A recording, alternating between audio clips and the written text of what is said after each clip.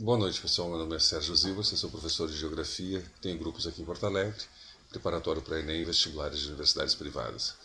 Eu vou fazer alguns vídeos rápidos, esse primeiro vai ser com alguns conceitos bem básicos de Geografia, né?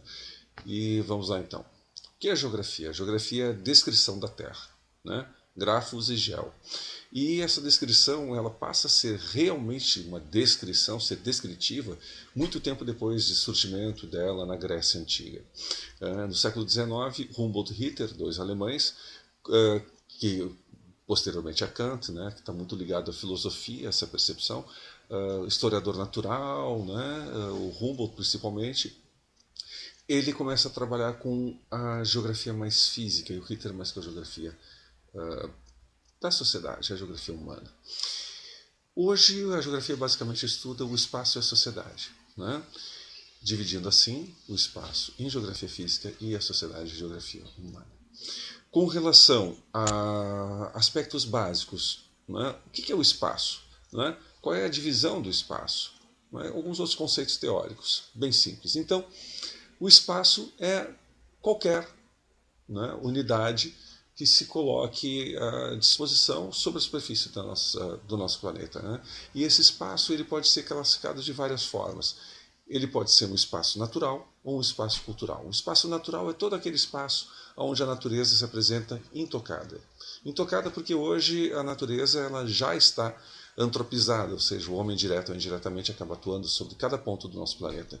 Se alguém for ao centro da floresta amazônica e fizer uma análise da poeira sobre as folhas, vai perceber que existe ali poluição, né, dos nossos setores industriais e outros tantos produtores de fumaça e etc. Então, a própria Antártica, né, e o Ártico já estão poluídos com a sua neve escurecida, e não só por cinza vulcânica que vai para a circulação atmosférica, mas também pelo smog da China, né, pelas fumaças industriais do Canadá e principalmente da Europa. Então, hoje nós temos um espaço natural bastante danificado pelo homem. E existe, então, como eu disse, alguns autores que consideram que esse espaço natural, intocado, não existe mais. Mas vamos lá, vamos trabalhar com esse espaço como sendo o natural, né? Aquele onde o homem não atua diretamente. E o cultural, o espaço cultural, seria o homem atuando sobre o meio, né? E fazendo alterações nele. Né? Então, por exemplo, se nós formos ao sul da Alemanha, na Baviera, nós vamos ter uma percepção completamente diferente de paisagem, que é um segundo conceito que a gente vai ver, né? Do que a gente vê no Pampa Gaúcho. Então nós temos aqui um espaço agropastoril completamente diferente do encontrado no sul da Alemanha. Né? Então em uma mesma atividade a gente vê técnicas diferentes. Então a cultura influencia no espaço. Bom, então agora vamos falar de paisagem. Paisagem ela se divide também em natural e paisagem cultural. É natural, natural que a paisagem natural seja aquela onde o homem não atuou. Mas o que é a paisagem? Qual é a diferença da paisagem para o espaço? O espaço é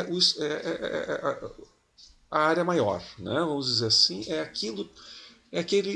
aquela parte da superfície do planeta que consideramos. E uma paisagem é aquela parte que nós percebemos.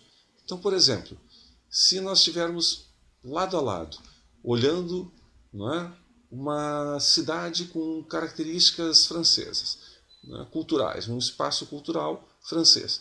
E eu olho para ti e pergunto: o que tu está vendo?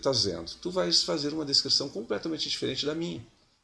Então, a paisagem tem a ver com a percepção, com os sentidos, como nós percebemos as coisas, como nós percebemos o lugar onde estamos. Não é? E o espaço, então, cultural tem essa característica. Né? É a nossa percepção de áreas onde o homem atua.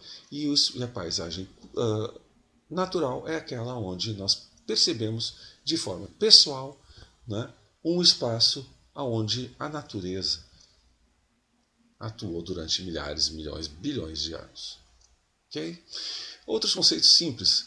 O que é um território? O território é um espaço onde o poder é executado, é exercitado. Então, um território brasileiro é onde os brasileiros têm soberania. Né?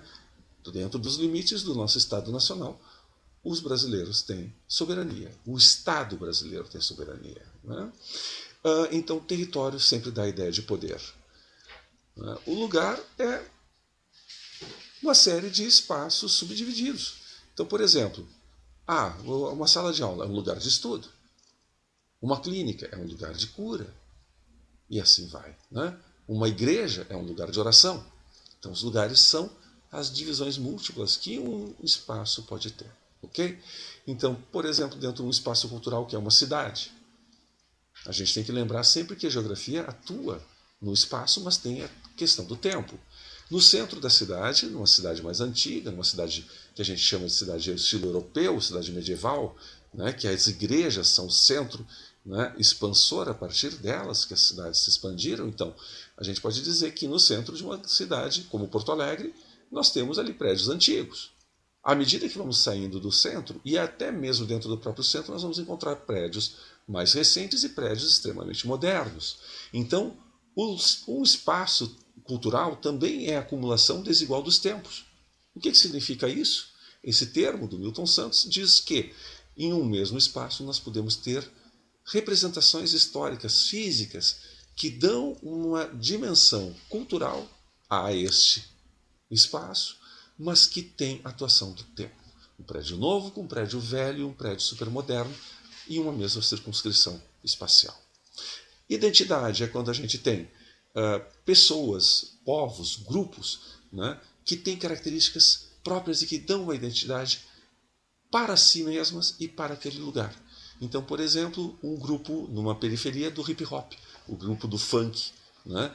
Então, são identidades de grupos, né, que podem estar dividindo um mesmo espaço. A região já é um pouco diferente. A região é uma parte de um todo maior. Eu vou dividir um espaço maior em regiões. Para quê? Para poder administrar melhor.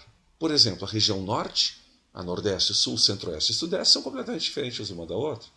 Né? Então, por exemplo, se eu não entendesse bem as regionalizações, as necessidades específicas de cada uma, eu pegaria e mandaria caminhão-pipa para o Rio Grande do Sul para trazer água para o povo, o que seria uma estupidez, quando na verdade no Nordeste nós temos rios temporários, rios que secam, e lá é necessário um caminhão-pipa para abastecimento de população em períodos de seca, principalmente. Né?